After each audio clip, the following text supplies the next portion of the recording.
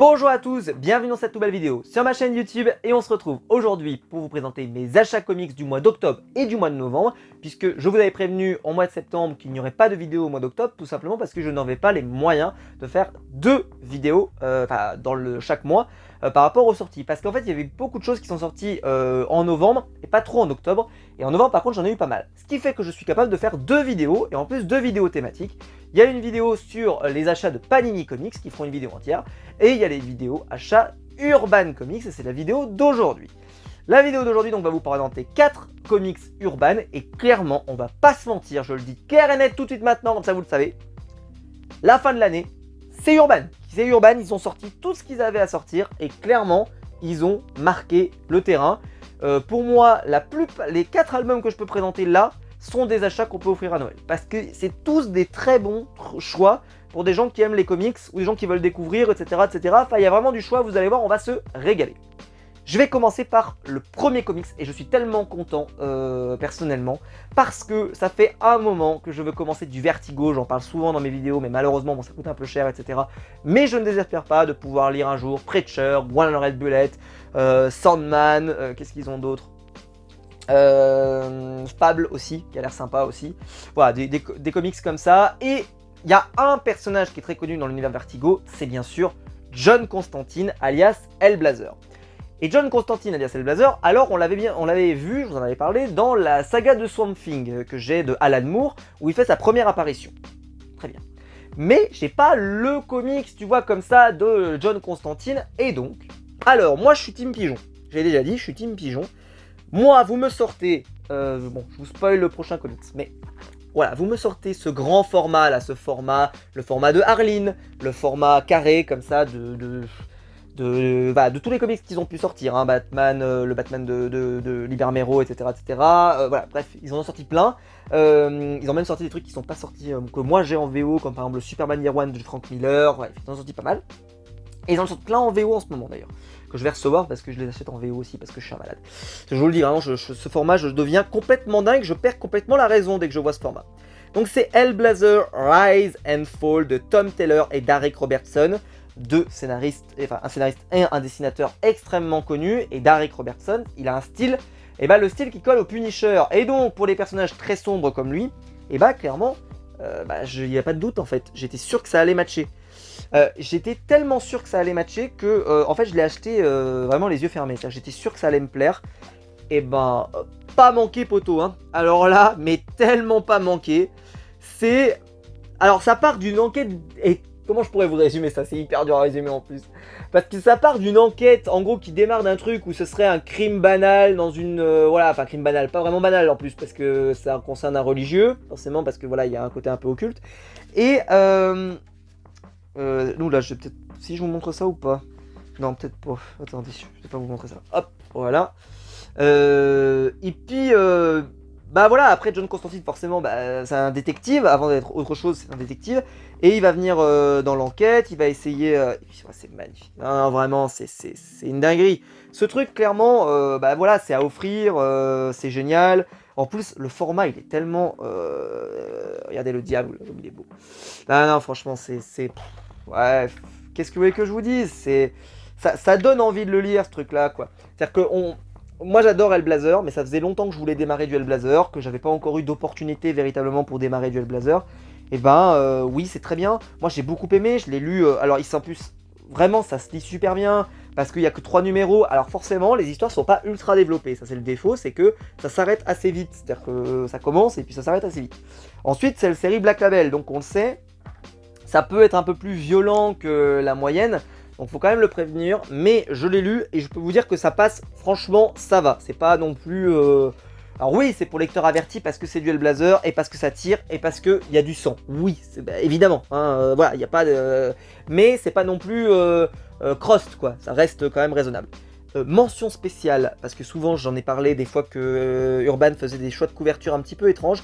Là, celle-là, elle est magnifico les amis, là, non mais franchement, si vous le prenez pas, je sais pas pourquoi, dites-moi pourquoi vous le prenez pas, c'est trop bien. Il n'y a pas le prix, donc je vais pas pouvoir vous dire combien ça coûte, mais c'est vraiment génial.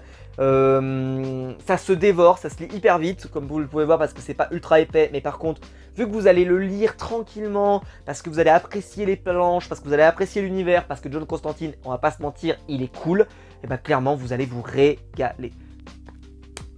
Achat obligatoire celui-là. Deuxième achat obligatoire, et de toute façon je vous le dis tout de suite, là je vais vous faire 4 achats obligatoires, hein. Comme ça au moins vous êtes prévenus. Free Jokers. Alors Free Jokers, ah qu'est-ce qui s'est passé les amis? Alors bien entendu Geoff Jones, bien entendu Jason Fabok, oh là là qu'est-ce qui se passe? J'avais acheté les 3 numéros en VO, je les avais présentés je crois même dans un de mes achats comics, à vérifier, je sais plus trop ce que je fais sur ma chaîne YouTube, je perds la mémoire. Et en fait,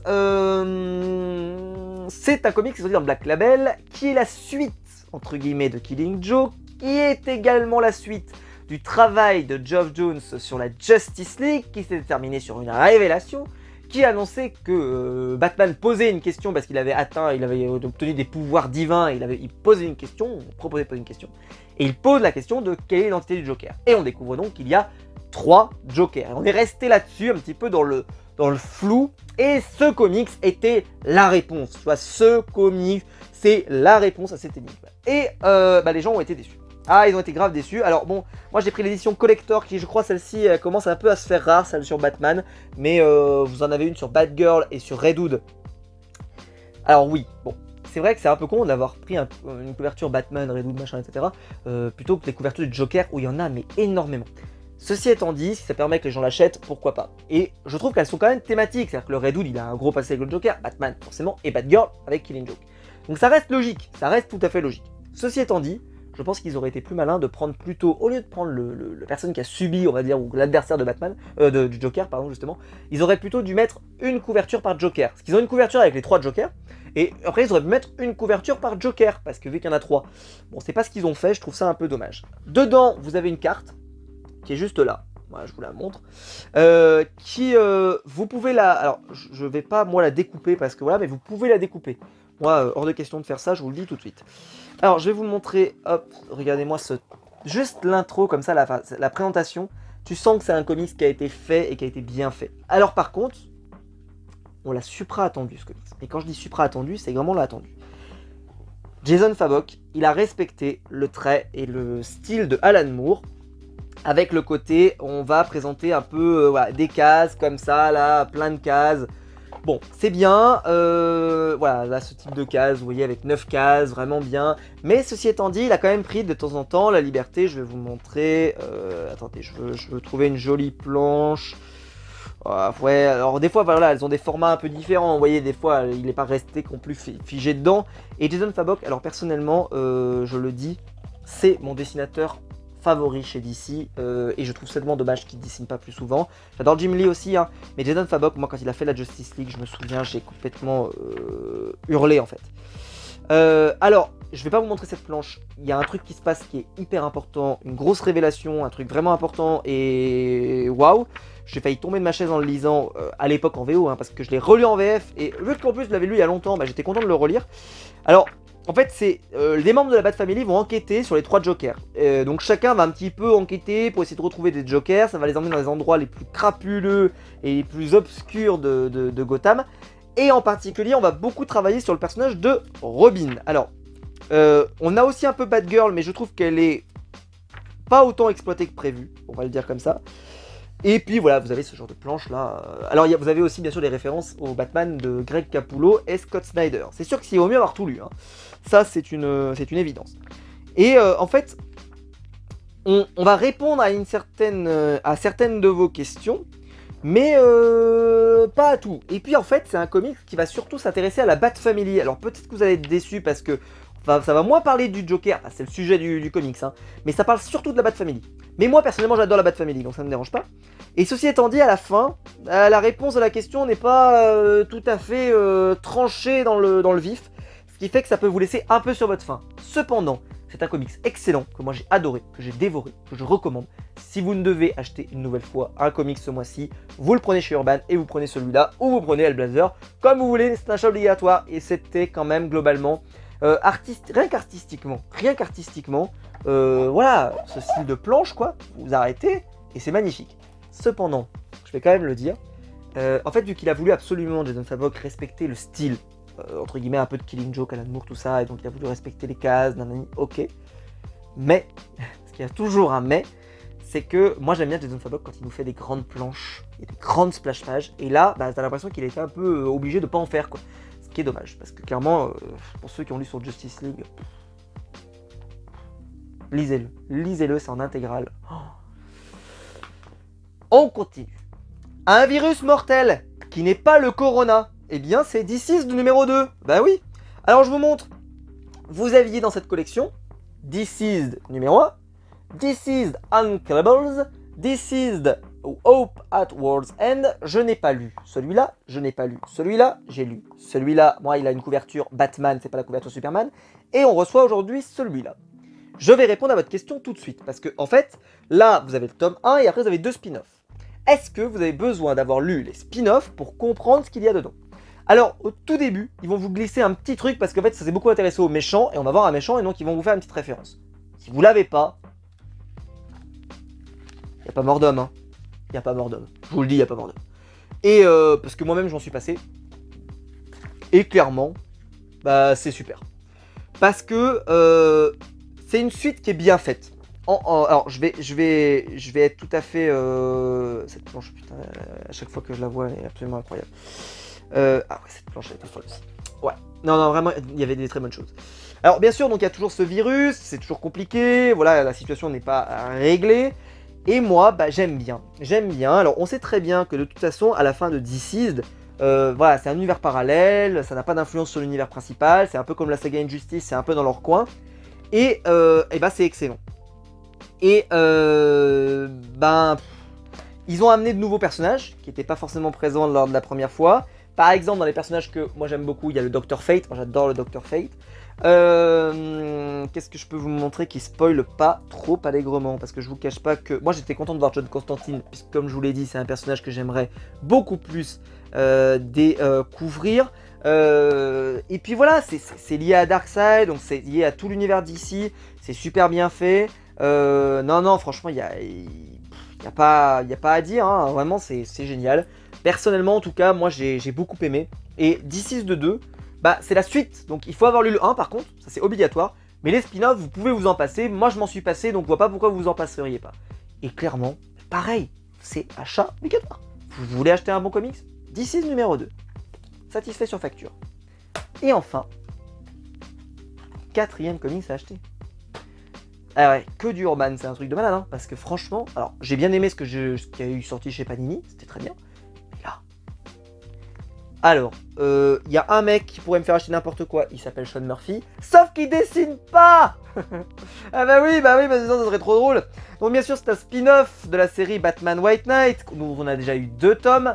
Les 2 tomes sont excellents, il a même réussi l'exploit à faire un tome 2 encore meilleur que le tome 1, ce qui est incroyable. Selon moi, moi je trouve que le tome 1 avec le Joker était excellent, mais alors le tome 2 avec Azrael, Seigneur, c'était une dinguerie. Et là, en fait, c'est un spin-off avec Harley Quinn, et il a pris comme dessinateur Matteo Scalera, qui est connu notamment pour avoir travaillé sur la série Black Science, dont moi j'ai lu simplement le tome 1, quand il est sorti dans une offre promo à 10 €, et j'ai jamais acheté la suite, et pourtant c'était une dinguerie. Alors, ça se voit que c'est pas du Sean Murphy. Moi je suis désolé parce qu'il y en a qui ont dit ouais il a un style quand même relativement similaire. Alors ouais, mais quand même sur les visages ça n'a rien à voir. Ça n'a rien à voir, mais rien à voir. Alors ça reste, je trouve par contre dans les couleurs, ça reste globalement... alors pour ceux qui lisent en noir et blanc, parce qu'il y a une édition noir et blanc pour Batman White Knight et tout, ça vous choquera peut-être... bah vous ça vous choquera encore plus. Parce que nous, dans les couleurs, ça reste quand même assez cohérent avec ce qu'on avait d'ordinaire avec Sean Murphy. Mais ceci dit, non, c'est pas pareil. C'est pas pareil. Sean Murphy est un génie. Matteo Scalera est un très bon dessinateur, mais ce n'est pas un génie. Enfin, ce n'est pas un génie. Il est très bon, hein, mais ce n'est pas un génie. Parce qu'en fait, surtout sur les... Je trouve que sur les expressions faciales, sur les têtes, c'est pas pareil quand même. Ceci étant dit, j'ai passé un excellent moment de lecture. J'ai aucun regret de l'avoir acheté, c'était génial. Parce qu'en fait, là, on suit donc le personnage d'Harley Quinn dans cette autre réalité, qui n'est pas la réalité classique avec le White Knight. Et alors, question que vous pourriez me poser. Est-ce qu'il faut avoir lu White Knight? J'ai presque envie de dire que non. J'ai presque envie de dire que non. Parce qu'en réalité, c'est une série sur Harley Quinn. Et en plus, franchement, vu le choix qu'on a sur Harley Quinn, avec tout ce qu'on a eu avec Jimmy Palmiotti et Amanda Conner, que moi personnellement j'ai pas aimé, moi personnellement, tout ce qui a été plutôt dans le Black Label, je vous le conseille. Comme par exemple Arline, qu'est-ce qu'on avait eu, Harley Criminal Sanity, je sais pas quoi, et puis ce truc-là, Batman White Knight, Harley Quinn. Et vraiment, c'est là-dessus que pour moi il faut aller, Alors bien sûr, ça va parler du Joker, ça va parler de pas mal de choses, bien sûr, parce que voilà, de Jack Napier, bien entendu. Hein. Et qu'est-ce que je pourrais vous... Parce qu'en fait, le problème, c'est que si je vous révèle une partie de l'intrigue, j'ai peur de vous spoil, entre guillemets, les quelques éléments. Mais voilà, là, on voit par exemple, graphiquement, voilà, hein, le patron, il est là. Hein, et c'est... Non, franchement, quel génie, ça. Sean Gordon Murphy. Mais voilà, il est très très... Enfin, bon, et Matteo, il a fait un très bon boulot quand même. Et ça a un défaut par contre, c'est que je pense pas que ce soit dépendant de Batman White Knight et de Batman Curse of the White Knight. Par contre, ça va vous spoiler un petit peu. Ça va vous spoil. C'est-à-dire que si vous l'avez pas lu, ça va vous spoil. Mais c'est pas dépendant. Pour moi, il n'y a pas besoin de ça pour comprendre, mais ça va vous spoil. Donc effectivement, je vous conseillerais quand même de lire les deux. De toute façon, pour de base, parce que le tome 2, c'est vraiment une dinguerie. Mais voilà, à vous de voir si vous voulez le lire ou pas. Et bah écoutez, j'espère que la vidéo vous aura plu. Si c'est le cas, vous pouvez liker, vous pouvez vous abonner, vous pouvez la partager et surtout acheter ces 4 comics. Vous ne pouvez pas vous tromper. Bien sûr, vous achetez le tome 1. Pour DC, vous achetez le tome 1 d'abord, hein, s'il vous plaît. Et puis pour celui-là, vous voyez, si vous achetez les 2 premiers, ça peut être sympa. Pour Free Jokers, ça peut se contenir. Après, vous ne prendrez pas le pied que quelqu'un qui a tout lu. C'est pareil, c'est toujours pareil. Si vous avez lu toute la Justice League, ça vous fera un autre effet que si vous n'avez rien lu. C'est toujours pareil. Mais voilà. Dites-moi dans les commentaires ce que vous avez acheté, ça m'intéresse. N'hésitez pas à liker la vidéo, vous abonner, la partager comme d'habitude. Et quant à nous, on se retrouve très vite pour une nouvelle vidéo. Ciao!